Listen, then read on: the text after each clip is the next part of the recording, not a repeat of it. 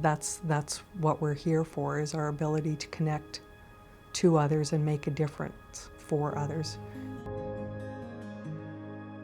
We're not individuals independent of each other. We really are a collective, even though we lose sight of that.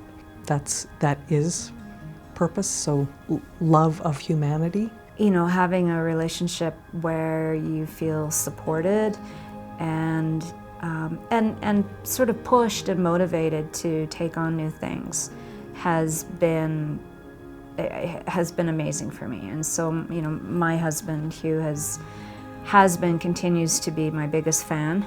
That's been enormous for me. Well, if you're happy at home, you're going to have a successful professional life. If you're unhappy at home, it's going to be harder. It can be done. You know, you have to have a reason to do it. You have to put the other person's needs ahead of your own if you want to have a strong relationship and a long-term one, and they'll do the same for you. So I try to live with no regrets every day. So anything that I do, I want to go home and reflect and know that the decisions I make, I was conscious and deliberate in them, and I did touch or made a difference in someone's life, and I'm driven by that every day and just wanting to be better.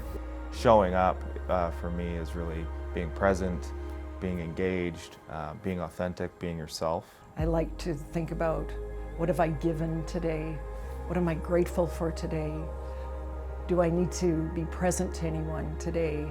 Because at work, we're always able to ask what's urgent, what's important.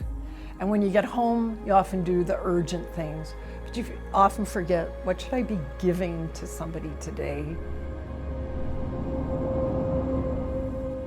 Patience and compromise. I think those are two key attributes to successful relationships. And it also applies to business as well. Ego. Check your ego at the door. I don't always have to be right. In fact, most of the time at home, I'm wrong. That's very clear to me. So I think when I take a step back, a lot of times when there's disagreements, it's because ego kind of gets in the way. And you can't always be everything for everyone all the time. So you just take times at different times to help each other.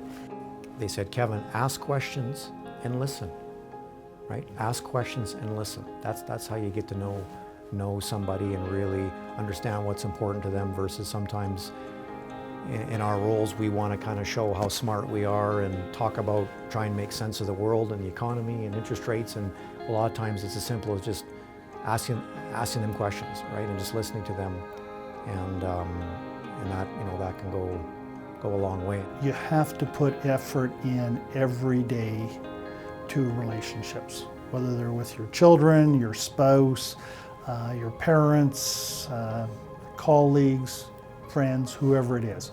You have to put the effort in. And if you're not prepared to put the effort in, then you won't get nearly as much out of it as you want.